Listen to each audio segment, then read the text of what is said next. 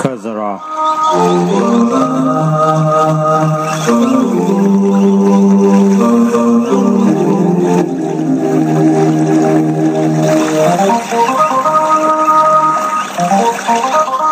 ቆልመም ብሎ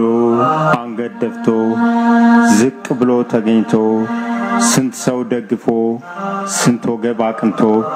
የሰውየው እርጅና ወደሱ ተጋብቶ ለርጅናው ምልክት ስንጥር ተገኝቶበት ወደ ሳት ጨመሩት ድጋፌ ምርኩዜ ተብሎ እንዳልተጠራ የሳት ራት ሲሆን አዝኖ ያ ከዘራ ላያልፍ ማጎንበሴ በማለት አወራ